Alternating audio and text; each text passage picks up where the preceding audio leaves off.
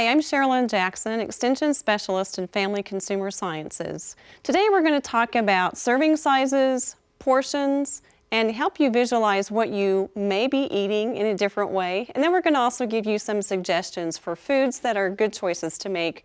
So we're going to start out, first of all, by defining what a serving is, which is really a recommendation from the United States Department of Agriculture.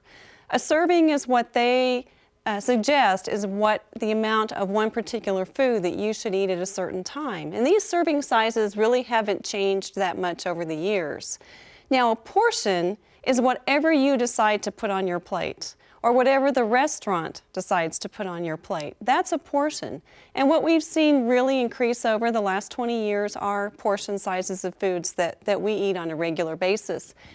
So how much do you need to eat each day in terms of calories and fat? The average person should have about 2,000 calories and about 65 grams of fat or less.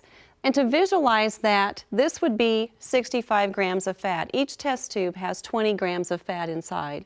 And so the average person, again, 2,000 calories a day, 65 grams of fat. Have you ever had a day when you were really, really hungry and you thought you just wanted something quick and fast, and because you were so hungry, you said yes when they asked you if you wanted to supersize or make that a biggie combo? And let's say that you had a hamburger that's a double deluxe burger that has a couple of layers of meat, it has several slices of cheese, it has all kinds of sauce, and also all the fixings on top, and you had a large order of French fries. And then you added to that at least a 22-ounce Coke or soda of some sort. This represents the amount of fat that you would be consuming and the amount of sugar you would have had just in that one particular meal. Or let's look at the Mucho Grande nachos that you might pick up at a fast food place that offers Mexican food choices. The challenge with this is the portions are really heaping in size. They also may use a very high fat or low quality meat, and they add a lot of cheese and just a few vegetables. And the test tubes that are right here would represent the amount of fat that would be in one serving of the Mucho Grande nachos. Or let's say you went to the movies and you really wanted some popcorn, and you know that large bag of popcorn, they'll say, we'll give you a free refill. So you go for the large bag of popcorn, which is about 20 cups if you measure it out. If you eat the whole bag, here again, these test tubes represent the amount of fat that you would eat in this one bag of popcorn. So what does all this mean? When you put it in perspective, if you compare these tubes that represent fat in foods to the amount that you need in one day, for the average person is about 65 grams of fat or less, and that's if you're eating about 2,000 calories. This represents what you would need just in one day. Well, you've already reached that with your one fast food burger combo. You've already reached that with your Mucho Grande nachos, and you've reached that with one bag of popcorn at the movies. How can we make some better choices?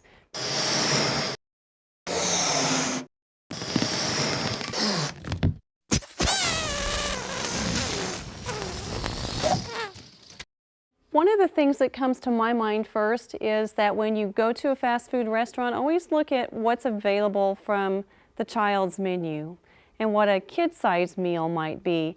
Actually, in the late 1950s, when a very popular fast food chain and drive-thru opened up, their standard serving sizes were very much the same size as what our child's menus and serving sizes are today. So look for that option if you can.